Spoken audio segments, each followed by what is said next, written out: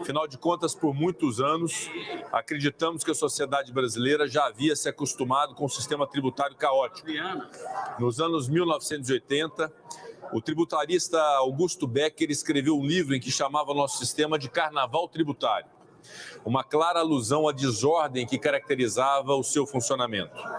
Havia concordância de que os tributos sobre bens e serviços, o IPI, o PIS, o COFINS, o ICMS e o ISS eram técnica e operacionalmente ruins, mas a mudança parecia impossível.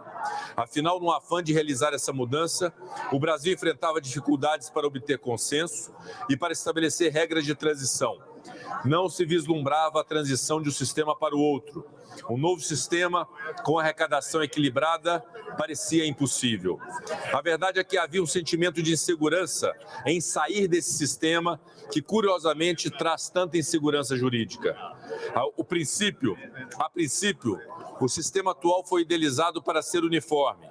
Ocorre que a distribuição de competências da Constituição Federal de 1988 provocou a instituição de verdadeiros puxadinhos tributários para atender a demandas extras fiscais e adequar a tributação do consumo à capacidade contributiva individual ou setorial. A solução encontrada foi uma combinação de tributos incidentes na origem, com base de consumo fragmentada entre bens e serviços, cumulatividade e inúmeras regras distribuídas entre a União, os estados e os municípios. O resultado, infelizmente, prejudicou o crescimento econômico, agravou a insegurança jurídica e resultou em uma excessiva judicialização. Não é exagero dizer, esse cenário levou o Brasil a ficar para trás. Ficamos para trás em crescimento, em modernização, em investimentos, em industrialização. Toda a complexidade tributária nos demais países está na apuração e no pagamento do imposto de renda. Tributo que busca alcançar a todos, mas de maneira individualizada conforme a capacidade contributiva. No IVA dos países estrangeiros, busca-se a simplicidade em tributar todas as operações econômicas de maneira idêntica, ainda que comportando pontuais e justificadas exceções. No Brasil, temos o inverso. A tributação sobre o consumo, que poderia e devia ser simples, ficou complexa. Ao mesmo tempo, a tributação nacional do imposto de renda é simples, embora devesse comportar uma maior complexidade, apta a considerar a capacidade contributiva sem gerar injustiças. A cumulatividade e a fragmentação da tributação dos bens e serviços dificultam a operação das empresas sediadas no Brasil. Os empresários não conseguem ter um planejamento claro sobre o quanto de imposto é realmente devido, ainda mais quando não conseguem calcular adequadamente os impostos já pagos nas etapas anteriores à cadeia produtiva. E é claro que esse cenário de incertezas prejudica não apenas a atividade empresarial, mas, sobretudo, o consumidor final.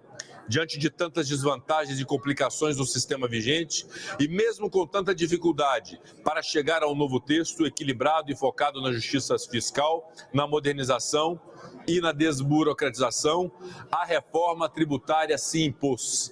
A reforma hoje aprovada por esse plenário se impôs porque não havia mais como adiá-la. A reforma se impôs porque o Brasil não podia mais conviver com o atraso. Estudos, palestras, seminários, audiências públicas foram realizados e amplamente difundidos, mostrando o potencial de simplificação e crescimento econômico em razão da reforma tributária.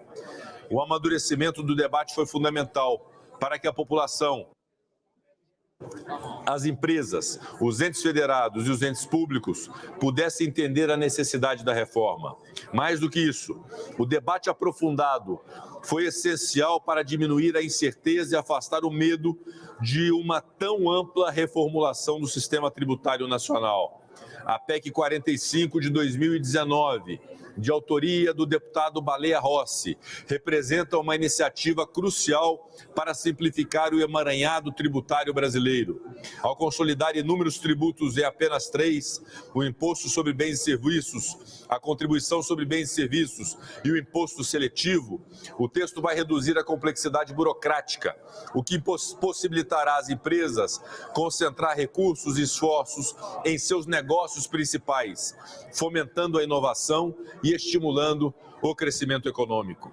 É importante que se diga, não se trata apenas de uma redução na quantidade, mas de uma mudança qualitativa dos tributos brasileiros.